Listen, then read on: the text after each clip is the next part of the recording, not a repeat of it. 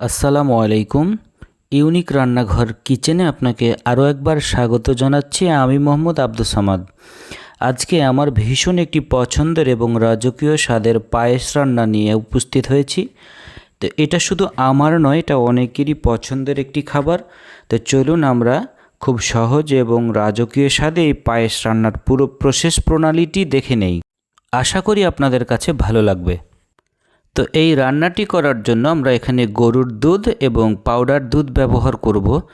তো প্রথমে আমরা একটি পাতিলে এখানে আমরা 3 কেজি গরুর দুধ ঢেলে নিচ্ছি।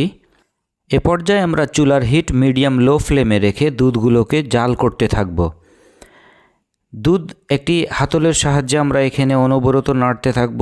যদি আমরা দুধ না নাড়ি তাহলে কিন্তু দুধ নিচের দিকে লেগে যাবে এবং পায়েস রান্না ভালো হবে না।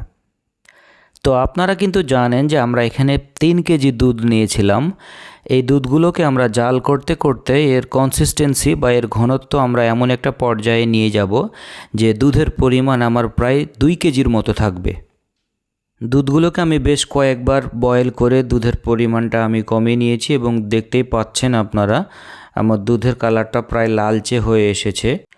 এ পর্যায়ে আমাদের এখানে এখন কিছু মশলার প্রয়োজন হবে।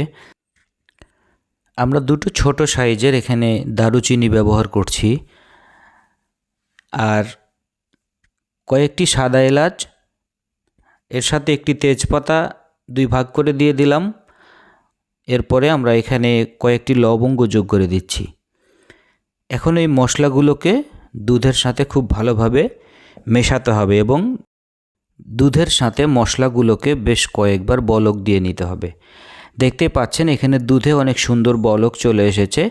আমি কিন্তু এইরকমভাবে 5 থেকে 6 বার মশলার সাথে দুধ পুনরায় বলক করে নিয়েছি।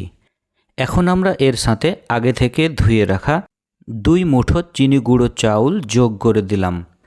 আমি কিন্তু এই চাউলটিকে খুব সুন্দর করে ধুয়ে 10 মিনিট পানিতে ভিজিয়ে রেখেছিলাম এবং পরবর্তীতে সেটা পানি ঝরিয়ে নিয়েছি।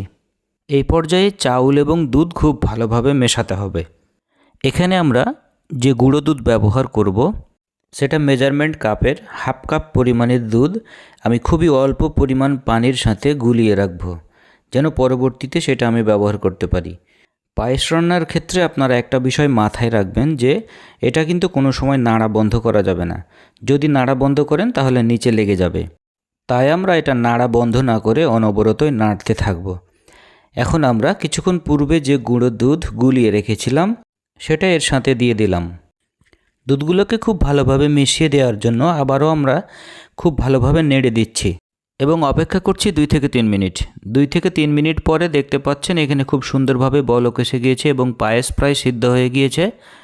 এখন আমরা এর সাথে স্বাদ মতো লবণ যোগ করে দিলাম। লবণ অনেকেই পছন্দ করেন না, এটা যদি আপনারা অনেকেই অপছন্দ করে থাকেন তাহলে সেটাকে স্কিপ করতে পারেন, কিন্তু এটা আমার কাছে দিলে খুব খেতে ভালো লাগে, এই জন্যই আমি এটা ব্যবহার করলাম। পায়েস এখন আমার কিন্তু রান্না প্রায় শেষের পথে। এখন আমি এখানে স্বাদ মতো চিনি যোগ করে দিচ্ছি। আমি এখানে মেজারমেন্ট কাপের 1 কাপ চিনি ব্যবহার করেছি। আমার কাছে পায়েস একটু অল্প মিষ্টি হলেই খেতে বেশি ভালো লাগে। আপনারা যে যার স্বাদ মতো চিনি ব্যবহার করবেন। যদি অল্প মিষ্টি খেতে পছন্দ করেন তাহলে চিনি এইরকম দিলেই হবে, আর যদি বেশি মিষ্টি খেতে চান তাহলে এর চাইতে চিনি আপনারা আরও বাড়িয়ে দেবেন।